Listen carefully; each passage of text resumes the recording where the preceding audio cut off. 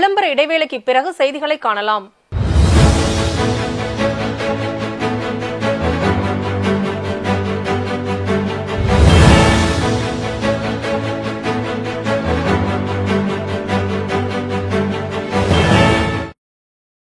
கோவில்பட்டி ரயில் நிலையத்தில் மூத்த குடிமக்களுக்கான பயணச்சீட்டு சலுகைகளை மீண்டும் வழங்க வலியுறுத்தியும் வந்தே பாரத் ரயில் நின்று செல்ல வலியுறுத்தியும் அப்பகுதி மக்கள் ரயில் நிலையம் முன் ஆர்ப்பாட்டத்தில் ஈடுபட்டனர். திருப்பத்தூர் மாவட்டத்தில் கணவனை பிரிந்து வாழ்ந்து வந்த மனைவியை கத்தியால் குத்திவிட்டு காவல் நிலையத்தில் பிரவீன் சரணடைந்துள்ளார். பாதிக்கப்பட்ட நந்தினி என்ற பெண் மருத்துவமனையில் சிகிச்சைக்காக அனுமதிக்கப்பட்டுள்ள நிலையில் இந்த சம்பவம் அப்பகுதியில் பெரும் பரபரப்பை ஏற்படுத்தியுள்ளது. வேலூர் மாவட்டம் GK உலக பள்ளியில் வன திருவிழா என்று அழைக்கப்படும் வன மகோத்சவம் நடைபெற்றது. இதில் பள்ளி மாணவர்கள் மற்றும் ஆசிரியர்கள் கலந்து கொண்டு விழிப்புணர்வை ஏற்படுத்தினர். நம்ம மரத்தை வெட்டக்கூடாது, மரத்தை நடணும். நம்ம மரத்தை நம்ம அடிச்சுட்டு வரலாம், மரத்தை நாங்க வாழ்ற எல்லா இடங்களும் நம்ம ஊருக்கு வந்துடும். அப்படின்னா நம்மளால நம்மளோட வீடு இருக்காது. அதான் நம்ம மரத்தை வளர்த்து காடை வளர்த்தோம். இது இயற்கையை காப்பாற்றணும். உங்க பேர்ப்பா?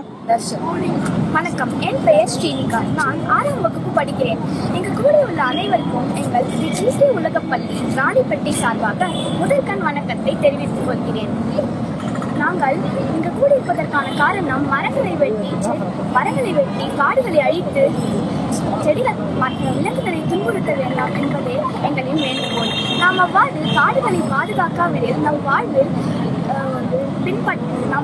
பின்பற்ற வேண்டும். தருமபுரி மாவட்டம் ஸ்ரீ தட்சிண காசி கால பைரவர் ஆலயத்தில் தேய்பிறை அஷ்டமியை முன்னிட்டு சிறப்பு வழிபாடுகள் நடைபெற்றது. இதில் திரளான பக்தர்கள் கலந்து கொண்டு சாமி தரிசனம் செய்தனர். விருதுநகர் மாவட்டம் சாத்தூர் அருகே பந்துவார்பட்டியில் ஏற்பட்ட பட்டாசு வெடி விபத்தில் 4 தொழிலாளர்கள் உயிரிழந்த நிலையில் இந்த சம்பவம் குறித்து காவல்துறையினர் வழக்கு பதிவு செய்து விசாரணை மேற்கொண்டு வருகின்றனர். வேலூர் மாவட்டம் சேனூர் ஊராட்சி ஒன்றியத்திற்கு உட்பட்ட பகுதிகளில் அரசு புதிய நியாய விலை கடைகளை கட்டுவதற்கான பணிகளை தொடங்கிய நிலையில் அதனை வேறு இடத்தில் கட்டித்தரக் கோரி அப்பகுதியில் உள்ள பெண்கள் ஆர்ப்பாட்டத்தில் ஈடுபட்டனர். இதனால் அப்பகுதியில் போக்குவரத்து பாதிக்கப்பட்டது. ரோட்டரி சங்கத்தின் தலைவராக வழக்கறிஞர் சுந்தர வடிவேலு தேர்ந்தெடுக்கப்பட்டுள்ளார். மேலும் கோவை ஈச்சனாரியில் உள்ள தனியார் அரங்கில் வருகின்ற ஜூலை 1ஆம் தேதி பதவி பிரமாணம் செய்ய உள்ளதாக தகவல்கள் வெளியாகியுள்ளது.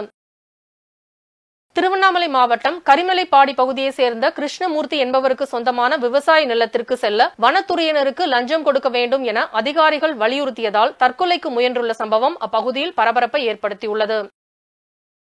செங்கல்பட்டு மாவட்டம் மதுராந்தகம் அருகே கடந்த 10 நாட்களாக மின்சாரம் இல்லாததால் தண்ணீரின்றி விவசாய பயிர்கள் சேதமடைந்திருப்பதாகவும் மின் வாரியத்தில் புகார் அளித்தும் அதிகாரிகள் நடவடிக்கை மேற்கொள்ளாமல் இருப்பதாக விவசாயிகள் வேதனை தெரிவித்துள்ளனர்.